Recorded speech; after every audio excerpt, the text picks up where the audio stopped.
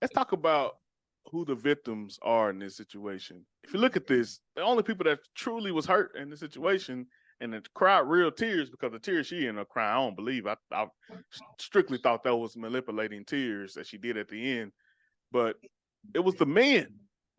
You know, in most of these cases, the men are the victims. You know, and it's like nothing that they can do about it. Absolutely nothing they can do. Like you said, Dad, they both were young and they both was reckless. Sounds like, especially on her end, and but it's like in the face of true evidence, she still denied it and are willing to allow these men to be victims. Precious, me and you have talked recently. You know come more around to my side on certain conversations like this as of recently. Talk about from a woman's perspective, these men being victims in this situation. It's been a journey for me to understand or unlearn a lot of things that was taught to me by society or by women, bitter women more specifically. Men don't really have a say-so on a lot of things, especially on the family court systems.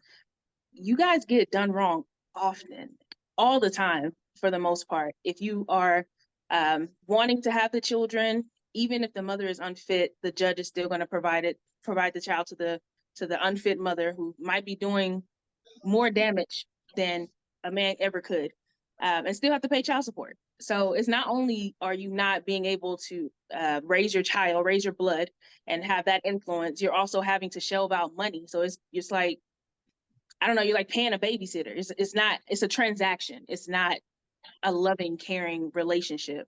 So over the years, and just kind of going specifically on that, I've been, I don't want to say anti-child support or like anti-women. It's just holding women accountable. I think that's more so of the age that we're in. And it can seem a bit disrespectful or you're downing women or things like that, but it's really just understanding that men have problems too. And you guys aren't able to be vulnerable either to the women or to society, because you're supposed to be strong. You're supposed to be solid. And you guys are, for the most part. I think you are the pillars of the community.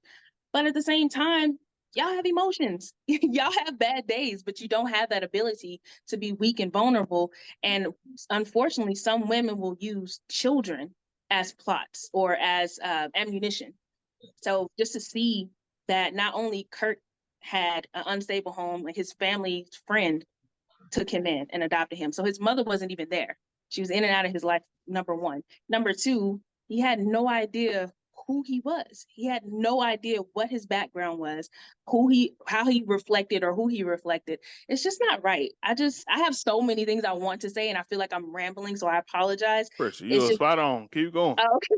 it's exceedingly heartbreaking to know. I don't like the image of, oh yeah, it's just baby daddies out here that don't want to be fathers. No, there are real dudes out here that want to be in their children's lives. They can't stand the women that they made a baby with. And they are partially to blame to that. Both of them laid down with each other, knew you couldn't stand each other when for an hour, you do what you do and then you move on. So you have to be careful with who you lay down with, which is what I'm trying to teach my son. This is something I think about a lot.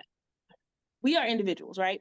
We have to remember our parents were people first. They had, boyfriend, girlfriend, married each other before we became into this world. So I have to struggle with being a human, being a woman, and also being a mom. But I have a responsibility. Even on my day where it's like, Malcolm, I just need you to chill. I need my own space. I need whatever. He's still watching me. I'm still responsible for how I respond, how I move around, what I say and what I do. So I don't feel that it's right for his mother to not take on any responsibility for the hurt. And then those tears, definitely manipulation. Definitely manipulation. She wasn't crying because her son was hurt. She was crying because she got caught and she got found out. And I'm pretty sure, we all know, women know, she's so hurt. Yeah, all of that. We can cry on a dime for a reason. So I don't feel bad for her. I do hope, just like my dad says, that she will come around, because that would be the benefit of Kirk and for the family as a whole. But I don't really foresee that happening, especially with her sister being right next to her, co-signing pretty much everything for the most part. Well, she did until the end. Like At the end, yes, the you're right. sister got off of. She was like, "Hold on now, come on now. We see the DNA right there. I mean, just tell the truth." And she still wouldn't. Yes, you're right. Powerful Maybe stuff there, sis. Yeah. Yes, and I hope so as well. But Dad, come to you with that question as well, because I mean, you can speak for yourself, but you were in a position, where I'm sure you felt powerlessness, throughout the years where, in a tumultuous relationship where you don't know if you'd be able to see your kids, going forward and things of that nature. Speak to that and speak to the victims, these men being victims in this situation. Well, first of all, I want to say I'm very proud of Precious for how she stepped up and told the honest truth from a woman's perspective. And of course, we can't make that blanket statement about all women, just like we can't make that blanket statement, negative statements about all men. But that was very beautiful what you said, Precious, and very true. And y'all know in the situation, well, in this documentary, Kirk said, "I'll trade all the trophies I won just to be somebody's son," and that was very touching. And I can't wait for this album too. So Yeah. I don't know how we do albums these days, but however you do it, I'm gonna do it.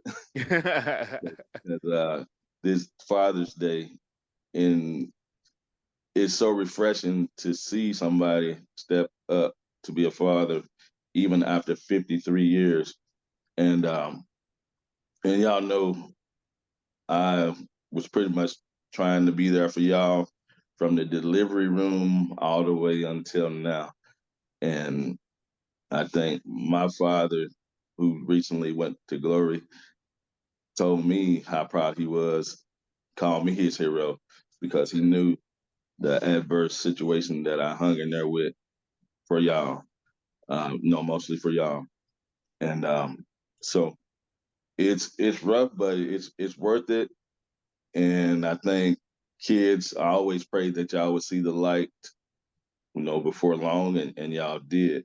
So from that regard, it's worth it, and it's worth fighting for anything worth having. And so I feel like it wasn't in vain what I went through because we have this, better relationship now.